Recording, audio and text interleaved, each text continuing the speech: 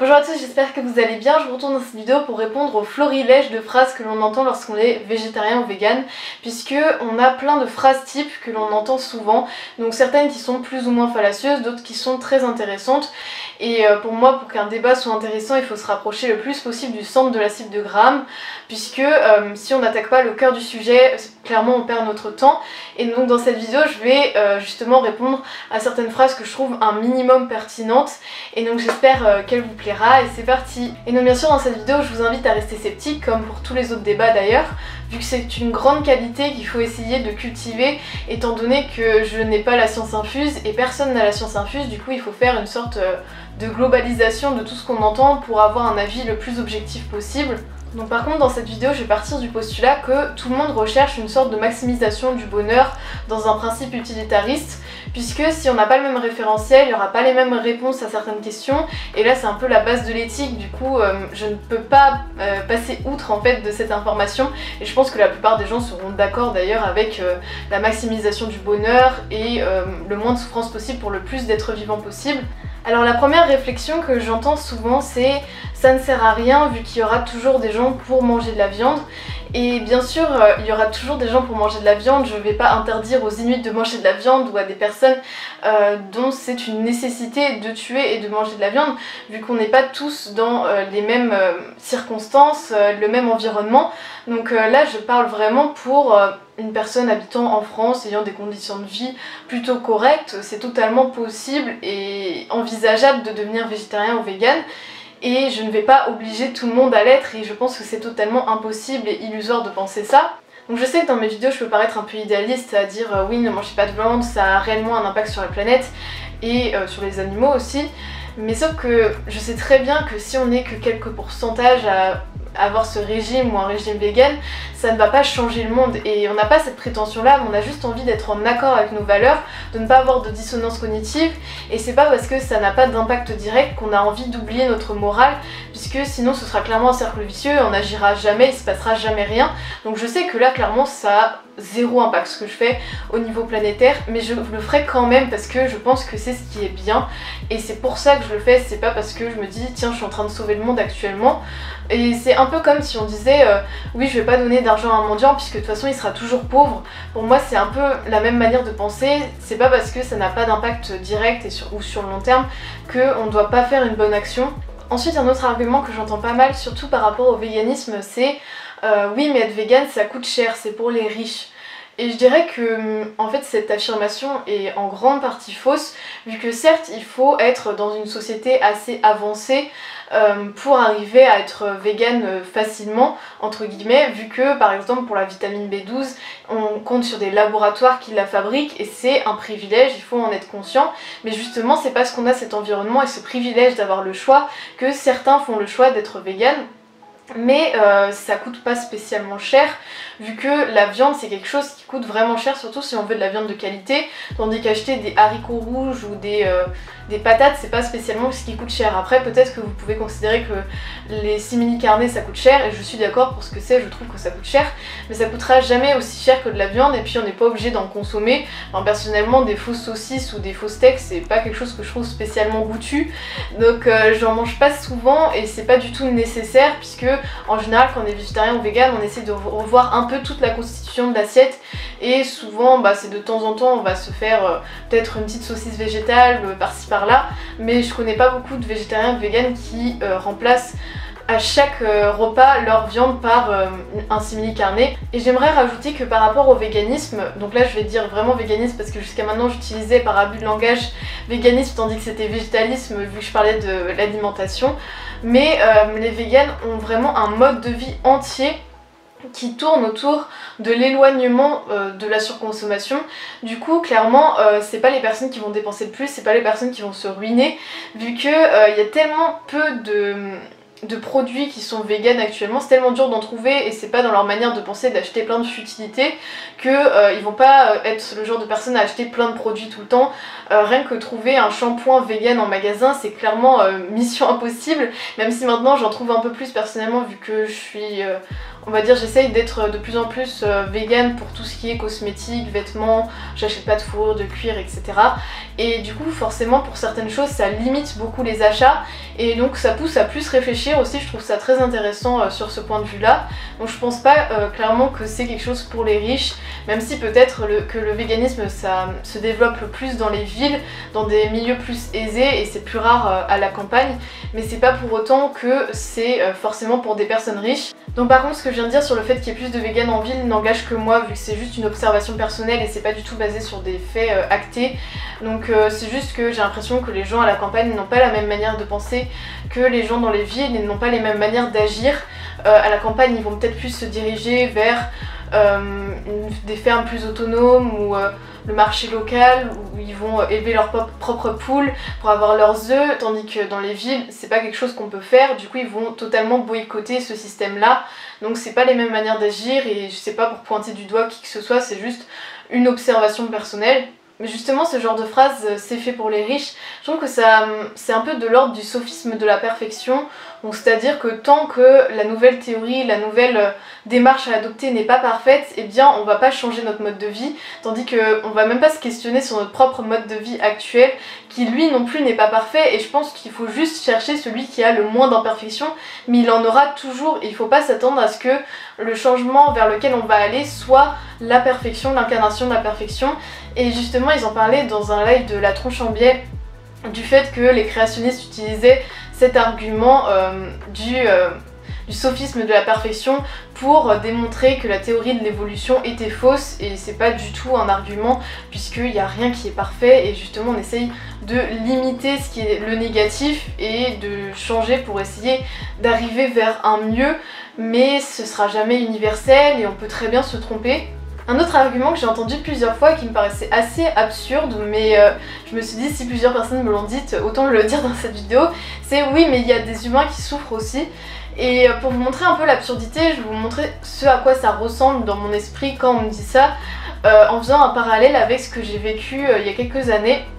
quand je distribuais des tracts dans un supermarché, vu que j'étais dans une association humanitaire pour des enfants en Afrique, donc c'était pas en France. Et il y a des personnes qui me disaient oui mais pourquoi vous vous occupez de personnes en Afrique, il y a des personnes qui souffrent en France, il y a des SDF.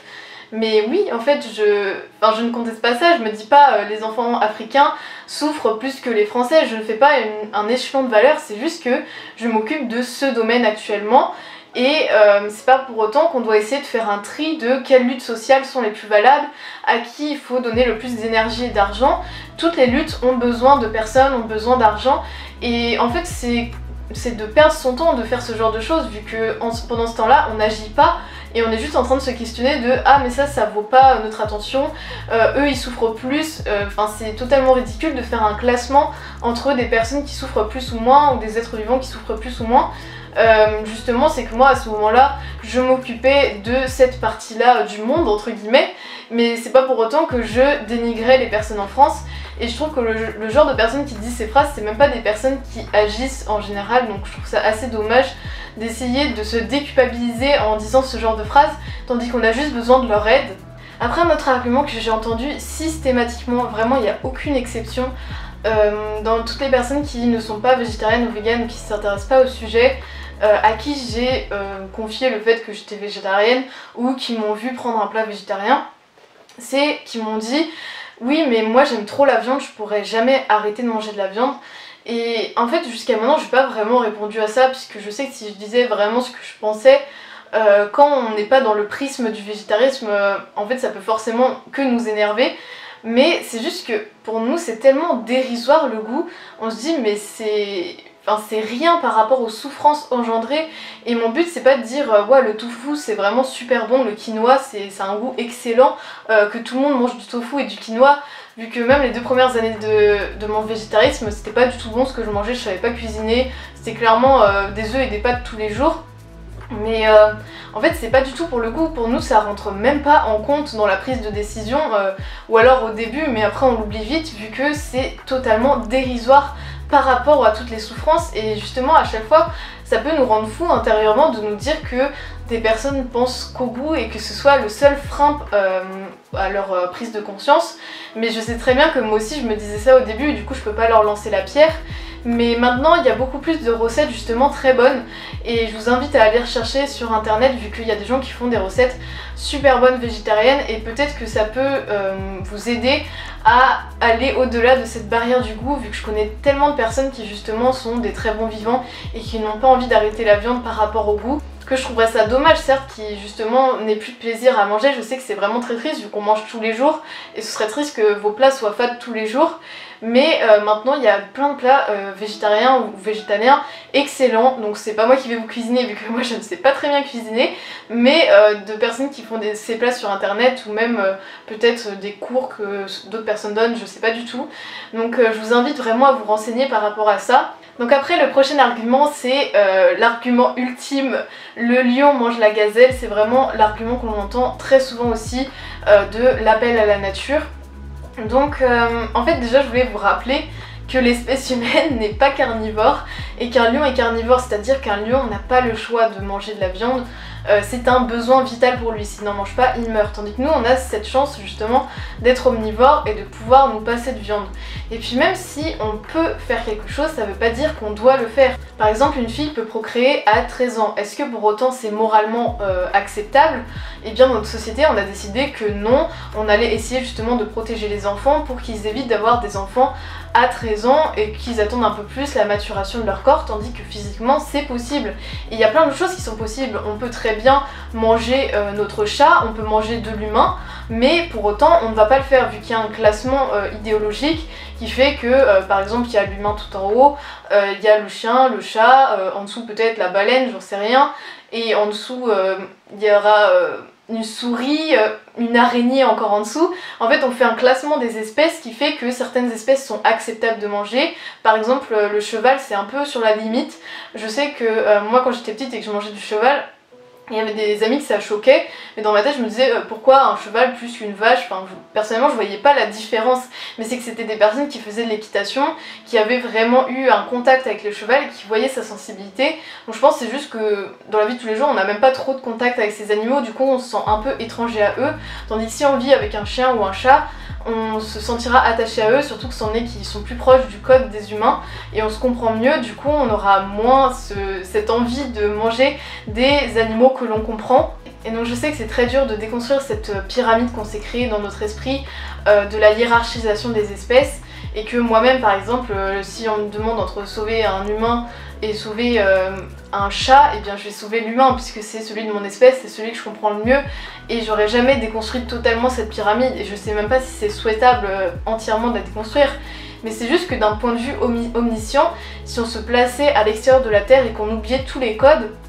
je pense qu'on ne verrait pas vraiment la différence d'importance entre une souris et un humain. On se dirait pas tiens l'humain est très important, la souris sa vie n'a aucune importance. Et même entre une plante et un animal on se dirait c'est un être vivant, dans tous les cas je vois pas pourquoi on devrait ne pas respecter un arbre et respecter un autre humain. En fait pour moi il faut vraiment respecter tout ce qu'il y a autour de nous le plus possible et avoir conscience que chaque être vivant est respectable et ne pas quand on marche écraser une fourmi juste parce que on considère que son existence n'a aucune importance. Donc justement comme on parle des plantes maintenant, on va attaquer l'argument du cri de la carotte. Donc cet argument c'est pour dire oui mais les plantes peuvent souffrir aussi. Donc soit c'est dit de manière humoristique et c'est des personnes qui disent ça vraiment pour amuser la galerie, mais je trouve pas ça très intelligent puisque pour moi ça invisibilise justement les vraies souffrances qu'il y a envers les animaux qui sont elles prouvées. Soit c'est dit de manière très sérieuse vu que dernièrement il y a pas mal de recherches qui tendent à prouver que les plantes ont beaucoup plus de réseaux de communication que l'on ne le croit, ont beaucoup plus d'interactions entre elles que l'on ne pense. Vu qu'on croyait juste que les plantes elles poussaient et qu'il se passait rien, tandis qu'en réalité il se passe plein de choses, les arbres peuvent communiquer entre eux avec des hormones, avec des substances et c'est vraiment incroyable et je vous conseille justement de vous renseigner là-dessus. Donc je pense que c'est très important en se posant cette question de ne pas oublier déjà de base que les animaux souffrent et que ça c'est réellement prouvé. Donc il faut pas se poser cette question pour oublier à côté que les animaux souffrent, c'est très important. Et d'ailleurs j'en avais parlé dans la vidéo sur est-ce qu'il faut manger des insectes, je vous la mettrai dans le petit i. Donc si on part du principe que les plantes souffrent, que ça y est c'est prouvé scientifiquement, ce serait quand même avantageux d'être végétarien ou végétalien vu que pour produire une protéine animale, il faut 10 protéines végétales. Donc autant manger une protéine végétale directement, ça évitera de tuer beaucoup de plantes et un animal de surcroît. Donc en plus il faut beaucoup plus d'espace justement pour cultiver toutes ces plantes qui servent à engraisser l'animal que l'on va tuer pour le manger. Donc clairement c'est très désavantageux par rapport au peu d'espace que l'on a justement sur cette terre et qui va clairement venir à manquer. Et aussi si on considère que des plantes souffrent, eh bien autant en manger le moins possible et donc les manger directement. Et ensuite le deuxième argument, même si le premier argument est déjà autosuffisant, c'est le fait que les plantes n'aient pas de système nerveux, donc jusqu'à maintenant les scientifiques partent du principe qu'elles ne ressentent pas la douleur et puis cette douleur leur serait inutile vu qu'elles n'ont pas de système de motricité, en tout cas sur une courte échelle. Du coup ça leur servirait à rien, ce serait juste des souffrances inutiles vu qu'elles pourraient pas fuir le danger. Et donc une question assez sensible, du coup en général je réponds pas trop puisque je sais très bien que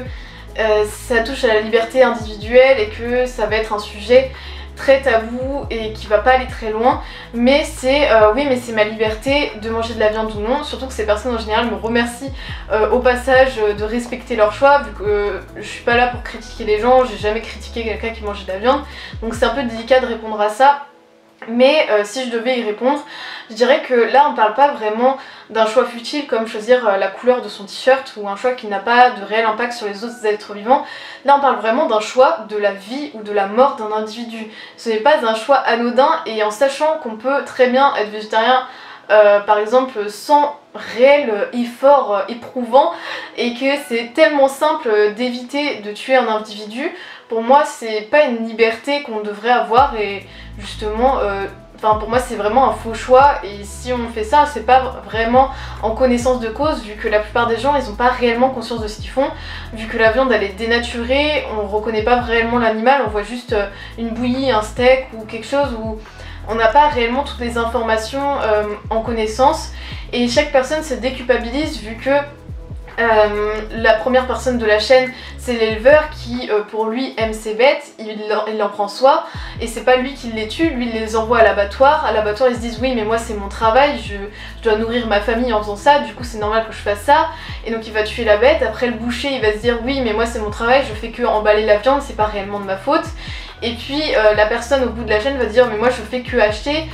mais en réalité en fait en achetant de la viande vous avez payé quelqu'un pour la tuer et l'emballer et donc faut vraiment réfléchir à ça et chacun essaie de se déculpabiliser en pensant que si c'est disponible et bien autant l'acheter, mais il faudrait essayer de refaire totalement notre système de pensée et de se dire que chaque action que l'on fait a des répercussions et que je sais très bien que chacun a besoin de gagner sa vie, que les éleveurs c'est pas facile leur vie, que les personnes qui travaillent dans un abattoir c'est jamais de gaieté de cœur, mais il faut ne pas oublier que vous faites partie de cette industrie et ne pas se dire que vous en êtes la victime, puisque en fait on est un peu tous les victimes et les vecteurs de toute cette catastrophe par rapport aux animaux. Donc le principal c'est de ne pas se voiler la face, même si j'ai pas du tout envie de pointer du doigt toutes ces personnes et que sûrement que la plupart des éleveurs ont une vie beaucoup plus dure que la mienne. Alors après une réplique qui vient souvent de personnes qui sont déjà intéressées par le sujet et qui essayent de faire des efforts, c'est des personnes qui disent oui mais moi j'achète que chez des éleveurs locaux et justement c'est déjà très bien, franchement il y a une réelle amélioration des conditions de vie en général de l'animal. Mais en fait déjà je pense pas que ce soit applicable à l'échelle mondiale ou déjà à l'échelle de la France, que tout le monde achète chez des éleveurs, même si ce serait déjà beaucoup mieux, mais si on continue à consommer autant de viande qu'on le fait actuellement, c'est-à-dire 1 à 2 fois par jour, les éleveurs locaux ils n'auraient pas assez de quantité de viande à vendre pour tout le monde et donc ce serait même pas applicable. Mais imaginons que ça le soit, en fait pour en général les personnes qui sont végétariennes ou végétaliennes, c'est pas réellement ça la question, c'est clairement l'abolition totale de la mise à mort de l'animal tandis qu'il est encore jeune. Et c'est comme les personnes qui militent par exemple pour l'arrêt de la peine de mort, ils sont pas en train de dire oui mais nous on aimerait avoir un coussin plus confortable sur la chaise électrique. Ils disent arrêtez totalement ce système et c'est pas pour faire les choses à moitié justement. Nous on milite vraiment pour l'arrêt total et même si forcément c'est un effort et il faut le féliciter, eh bien pour nous ce n'est pas assez et pour nous il faudrait encore plus. Mais après à titre personnel je considère que déjà si la plupart des gens diminuaient drastiquement leur consommation de viande, consommaient mieux et justement chez des éleveurs, on avancerait déjà beaucoup. Donc c'est bien déjà de faire des efforts, mais il faut aussi avoir